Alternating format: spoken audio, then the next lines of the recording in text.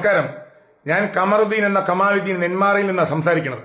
ഇപ്പോൾ FBയിൽ വരാനുള്ള കാരണം എൻ്റെ വിഷയം കേരളത്തിന്റെ കോഴിക്കോട് ജില്ലയിലെ അത്തോളി സ്വദേശിയായ ദീപക്, 37 വയസ്സുള്ള ദീപക് എന്ന് പറയുന്ന സഹോദരൻ ഒരു യുവതിയുടെ കാരണത്താൽ ആത്മഹത്യ ചെയ്തു. കേരളത്തിൽ എല്ലാവർക്കും അറിയാം. എല്ലാ മീഡിയകളിലും എല്ലാ ചാനലുകളിലും ഫേസ്ബുക്കിലും ഇൻസ്റ്റാഗ്രാമിലും യൂട്യൂബിലും മൊത്തം വൈറലാണ്, ചർച്ചയാണ്. വിഷയം ദീപക് ബസ്സിലൂടെ യാത്ര ചെയ്യുകയായിരുന്നു. ഒരു പെൺകുട്ടി, ഒരു തെരുവ് വേശ്യകൾക്ക് പോലും അന്തസ്സുണ്ട്. അത് ആ പെൺകുട്ടി ഒരിക്കലും ആ അന്തസ്സിന് പോലും അർഹതയുള്ള ഒരു പെണ്ണല്ല അവള്. തെരുവ് വേശ്യകളെക്കാൾ മോശമായ ഒരു പെൺകുട്ടി ബസ്സിലൂടെ, ഈ ദീപക് കയറിയ ബസ്സിലൂടെ യാത്ര ചെയ്തതിന്റെ പേരിൽ യാത്ര ചെയ്തിട്ട് ഈ പറയുന്നവന്റെ ശരീരത്തിൽ അവളുടെ മാറുകൊണ്ട് മുട്ടിച്ച്. അതിന്റെ മുന്നൊരു കാര്യം എനിക്ക് പറയാനുള്ളത് കേരളത്തിന്റെ ബഹുമാനപ്പെട്ട ജനാധിപത്യ വിശ്വാസികളോടാണ്.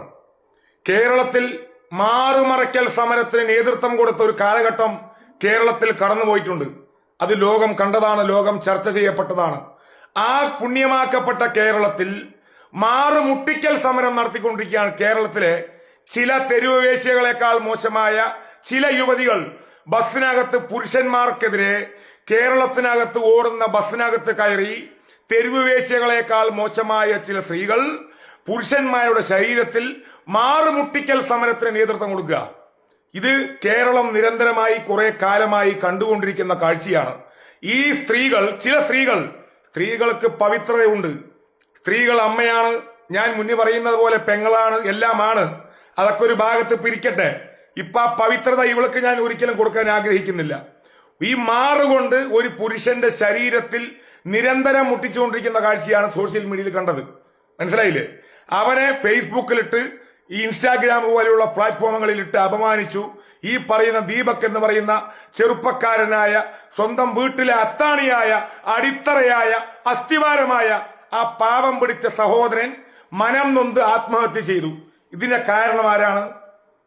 തെരുവ് വേശ്യകൾക്ക് പോലും ബഹുമാനം കൊടുത്താലും ഇവൾക്ക് കൊടുക്കാൻ പാടില്ല.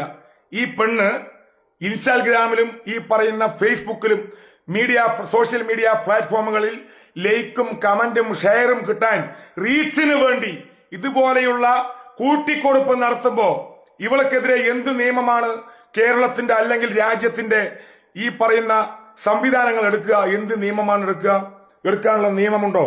കൊലക്കുറ്റത്തിന് കേസെടുത്തിട്ട് കാര്യമുണ്ടോ? കൊലക്കുറ്റത്തിന് കേസെടുത്ത് ഇവളെ ജീവപര്യന്തം തടവ് ശിക്ഷ വിധിച്ചാലും അവിടെ ശമ്പള വർധനവാണ് സെൻട്രൽ ജയിലിനകത്ത്. ഡെയിലി 600 രൂപയുടെ മേലെ കൂലിയാണ്. അവൾ അതിൽ നിന്നും രക്ഷപ്പെടും. അപ്പൊ അവളെ ജയിലിൽ ഒരിക്കലും ഇടാൻ പാടില്ല. ജയിലിൽ ഇട്ടിട്ടൊന്നും ഒരു കാര്യമില്ല. ഇങ്ങനെ പൊതുമധ്യത്തിൽ അനാവശ്യമായി പുരുഷന്മാരെ വെച്ച് ഉപയോഗിച്ച് റീച്ചിന് വേണ്ടി കൂട്ടിക്കൊടുപ്പ് നടത്തുന്ന ഇതുപോലെയുള്ള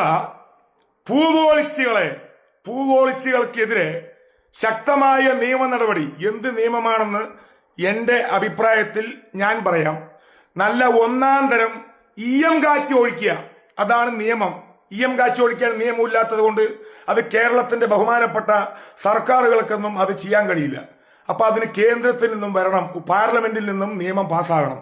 ആ പാസ്സാകണമെങ്കിൽ കേരളത്തിന്റെ ബഹുമാനപ്പെട്ട 20 MP-മാരും ഒരു അമ്മ പെറ്റ മക്കളെ പോലെ പാർലമെന്റിനകത്ത് പോയിട്ട് ഈ വിഷയം ശബ്ദമുയർത്തണം. എന്താണ് ശബ്ദമുയർത്തേണ്ടത്? ബസ്സിനകത്ത് അനാവശ്യമായി പുരുഷന്മാർക്കെതിരെ മാറുമുട്ടിക്കൽ സമരം നടത്തി പുരുഷന്മാരെ അപമാനിക്കുന്ന സ്ത്രീകൾക്കെതിരെ EM കാശി ഒഴിക്കാനുള്ള നിയമം ഈ ഇന്ത്യ രാജ്യത്ത് നടപ്പിലാക്കണമെന്ന് കേരളത്തിന്റെ ബഹുമാനപ്പെട്ട MP-മാർ പാർലമെന്റിനകത്ത് ശബ്ദമുയർത്തണം. ഇവരെ ഒരിക്കലും തടവ് ശിക്ഷയ്ക്ക് വിധിക്കപ്പെടാൻ പാടില്ല. ഇവരെ ജയിലിനകത്തിടാൻ പാടില്ല. EM കാശി ഒഴിക്കാനുള്ള നിയമമുണ്ടെങ്കിൽ തീർച്ചയായിട്ടും ഇങ്ങനെയുള്ള തെമ്മാടിത്തരം ഇനി ഒരിക്കലും ഇങ്ങനെയുള്ള സ്ത്രീകൾ ചെയ്യില്ല. അത് മാത്രമല്ല, സ്ത്രീകൾക്കെതിരെ ഈ പറയുന്ന ബസ്സിനകത്ത് ഈ മറ്റേ പണി ചെയ്യുന്ന ഒരുപാട് ആണുങ്ങളുണ്ട്, ഒരുപാട് പുരുഷന്മാരുണ്ട് കേരളത്തിൽ. അതും ഇന്നും ഇന്നലെയും തുടങ്ങിയതൊന്നുമല്ല. കാലങ്ങളായി അവൻ കാമവറി മൂത്ത് ശുക്ലം കളയാൻ വേണ്ടി ഈ പരമാറികൾ സ്ത്രീകൾക്കെതിരെ ചെയ്യുന്ന പരിപാടിയുണ്ട്. അതിന്റെ പേരിൽ മുസ്ലിം ലീഗിന്റെ ബഹുമാനപ്പെട്ട പുണ്യമാക്കപ്പെട്ട ഒരു നേതാവ് പോലും പതിറ്റാണ്ടുകൾക്ക് മുൻപ് ഒരു പ്രസംഗം കാഴ്ചവെച്ചിട്ടുണ്ട്. ആ പ്രസംഗം ഞാൻ ഇവിടെ അവതരിപ്പിക്കുകയാണ്.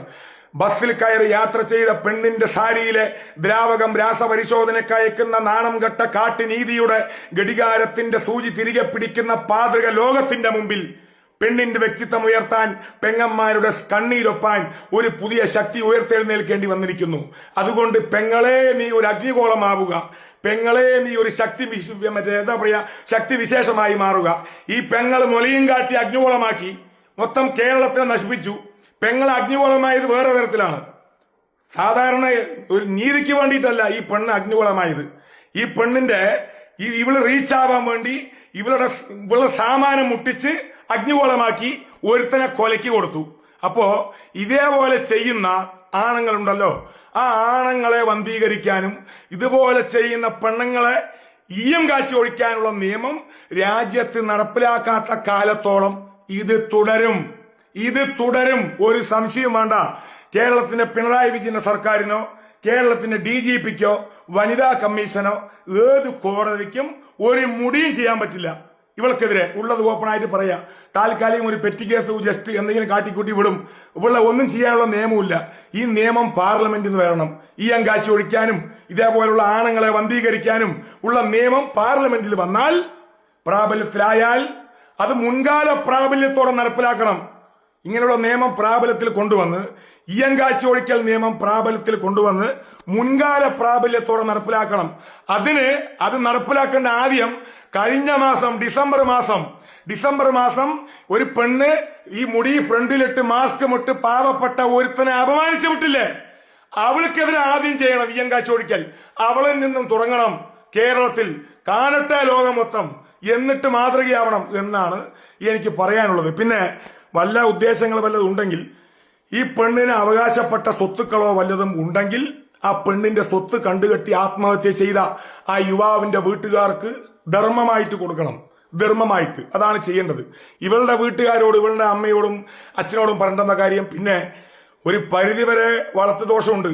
ഈ സ്വന്തം രക്ഷിതാക്കൾ കുട്ടി ഉണ്ടാക്കാൻ മാത്രം പോരല്ലോ.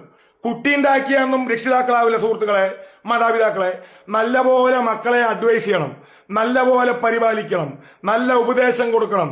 സമൂഹത്തിൽ നല്ലപോലെ ജീവിക്കാനുള്ള ഉപദേശം മക്കൾക്ക് കൊടുക്കണം. കുട്ടി ഉണ്ടാക്കാൻ ആർക്കും പറ്റും, മനസ്സിലായില്ലേ? ആ മക്കളെ വളർത്തി പക്വത പ്രായം വരെ എത്തിക്കേണ്ട ഉത്തരവാദിത്തം ഓരോ രക്ഷിതാക്കൾക്കാണ്. അപ്പൊ ആ രക്ഷിതാക്കൾക്കും പോരായ്മയുണ്ട്.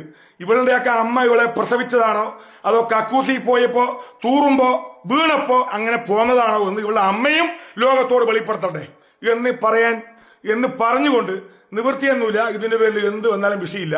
പിന്നെ ഇവിടെ കേരളത്തില് വനിതാ കമ്മീഷൻ ഉണ്ട്. വനിതകൾക്കെതിരെ അനീതികൾ നടക്കുകയാണെങ്കിൽ അതിനെതിരെ ശബ്ദിക്കാൻ കമ്മീഷനുണ്ട്. പുരുഷന്മാർക്ക് ഒരു മുടിയുമില്ല, ഒരു രോമവുമില്ല.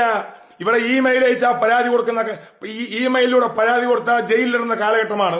പുരുഷന്മാർക്കെതിരെ എന്തെങ്കിലും അനാവശ്യമായിട്ട് വിഷയം വന്നാൽ പുരുഷന്മാരെ സംരക്ഷിക്കാനുള്ള നിയമ സംവിധാനം കേരളത്തിലോ കേന്ദ്രത്തിലോ രാജ്യത്തോ ഉണ്ടോ? ഇല്ല. പുരുഷ കമ്മീഷൻ പോണം. ഇന്ത്യ രാജ്യത്ത്, കേരളത്തിൽ എന്ന് ഒരിക്കലും പറയാൻ കഴിയില്ല. 28 സ്റ്റേറ്റുകളിലും പുരുഷ കമ്മീഷന് നേതൃത്വം കൊടുക്കാനുള്ള അധികാരികൾ രാജ്യത്ത് ഉണ്ടാവണം. 28 സ്റ്റേറ്റിലും ഉണ്ടാവണം. അനാവശ്യമായി പുരുഷന്മാർക്കെതിരെ ഇതുപോലുള്ള ഈ ഭൂപോളിച്ചുകൾ റീച്ചിന് വേണ്ടി കാട്ടിയും കൂട്ടിയും കൊടുക്കുമ്പോ, കേരളത്തിന്റെ പവിത്രത നഷ്ടപ്പെടുത്തുമ്പോ അവർക്കെതിരെ ശക്തമായ ഇയങ്കാശി ഒഴിക്കാനുള്ള നിയമം ഉണ്ടാക്കാൻ വേണ്ടി, ആ നിയമം നടപ്പിലാക്കാൻ വേണ്ടി, ഈ പുരുഷന്മാർക്ക് വേണ്ടി ശബ്ദിക്കാൻ വേണ്ടി പുരുഷ കമ്മീഷൻ രാജ്യത്തും കേരളത്തിലും നടപ്പിലാക്കണം എന്ന് പറഞ്ഞുകൊണ്ട് കൂടുതലൊന്നും പറയുന്നില്ല. ആ പെൺകുട്ടി നല്ലപോലെ അനുഭവിക്കും. ആ പെൺകുട്ടിയുടെ കാരണമാണ് അവൻ ആത്മഹത്യ ചെയ്ത്. അതിന് അവൾ അനുഭവിക്കും. ഇതുപോലെ കുറെ എണ്ണം ഇനിയുണ്ട് റീച്ചിന് വേണ്ടി പറയുകയാണെങ്കിൽ എവിടെയെങ്കിലും കൊടിച്ചി പട്ടികളുടെ മുന്നിൽ പോയി കുനിഞ്ഞു നിൽക്കടി, നല്ലപോലെ കുനിഞ്ഞു കൊടുക്ക്. അപ്പോ നല്ല റീച്ച് കിട്ടും. കുനിഞ്ഞു കൊടുക്കുമ്പോ അപ്പുറത്ത് മരച്ചോട്ടില് ഈ മൊബൈൽ ഫോൺ വീഡിയോ ഓൺ ചെയ്ത് വെച്ചാൽ മതി, ലൈവില്. അപ്പൊ നല്ല റീച്ചായിരിക്കും, എന്നും റീച്ചായിരിക്കും. അതാണ് നല്ലത്. സ്ത്രീകൾക്കൊരു ഇനി അടുത്തത് പറയാനുള്ളത്, പുണ്യമാക്കപ്പെട്ട സ്ത്രീകളോട് എനിക്ക് പറയാനുള്ളത്, സ്ത്രീകൾക്കെതിരെ അനാവശ്യമായിട്ട് പ്രതികരിക്കുന്ന ആളൊന്നുമല്ല ഞാൻ. സ്ത്രീകൾക്ക് വേണ്ടി, സ്ത്രീകളുടെ ഉന്നമനത്തിന് വേണ്ടി, സ്ത്രീകളുടെ നന്മയ്ക്ക് വേണ്ടി, സ്ത്രീകൾക്കെതിരെ നടക്കുന്ന അനീതികൾക്കെതിരെ ശക്തമായ ഭാഷയിൽ പ്രതികരിച്ചുകൊണ്ടിരിക്കുന്ന ഒരു വ്യക്തിയാണ്, ഒരു യുവാവാണ്, ഒരു പൗരനാണ്, ഒരു വോട്ടറാണ്. കമറുദ്ദീൻ എന്ന പേരിൽ അറിയപ്പെടുന്ന കമാലുദ്ദീൻ നെന്മാറ എന്ന് പറയുന്ന ഈ ഞാൻ. പക്ഷേ ഇതുപോലെ അനാവശ്യമായിട്ട് പുരുഷന്മാർക്കെതിരെ സ്ത്രീകൾ ഇതുപോലെ തെമ്മാടിത്തരം കാണിക്കുമ്പോ പറയാതിരിക്കാൻ നിവൃത്തിയില്ല. റെഡ് സ്ട്രീറ്റിൽ ജീവിക്കുന്ന തെരുവ് വേശ്യകളെക്കാൾ അപമാനമായ ഈ പെണ്ണിന് നടുവിരൽ നമസ്കാരം എന്ന് പറഞ്ഞുകൊണ്ട് ആ ആത്മഹത്യ ചെയ്ത ആ സഹോദരന് അവന്റെ ആത്മാവിന് നിത്യശാന്തി കിട്ടട്ടെ. അതുപോലെ തന്നെ അവന്റെ വീട്ടുകാർക്ക് പടച്ചവൻ ഇനിയും നല്ല ക്ഷമയും സമാധാനവും നന്മയും നൽകട്ടെ എന്ന് പറഞ്ഞുകൊണ്ട് ഈ പെണ്ണിന്റെ പേരിൽ വല്ല സ്വത്തുക്കളോ വല്ലതും ഉണ്ടെങ്കിൽ ആ സ്വത്ത് കണ്ടുകെട്ടി അവന്റെ വീട്ടുകാർക്ക് നഷ്ടപരിഹാരം കൊടുക്കണമെന്ന് ബഹുമാനപ്പെട്ട കേരളത്തിന്റെ സർക്കാരിനോട് അഭ്യർത്ഥിച്ചുകൊണ്ട് ഒരിക്കൽ കൂടി പറയാൻ ആഗ്രഹിക്കുകയാണ്.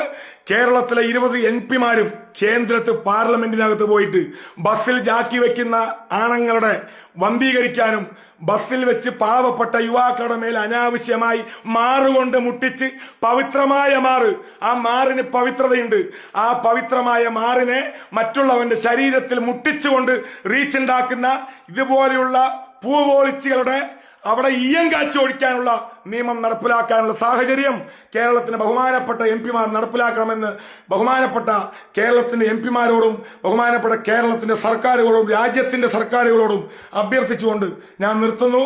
നന്ദി, നമസ്കാരം. അടിയന്തരമായിട്ട് പുരുഷ കമ്മീഷൻ കേരളത്തിലും ഇന്ത്യയിലും വേണം എന്ന് ഒരിക്കൽ കൂടി ആവർത്തിച്ചുകൊണ്ട് നിർത്തുന്നു. നമസ്കാരം.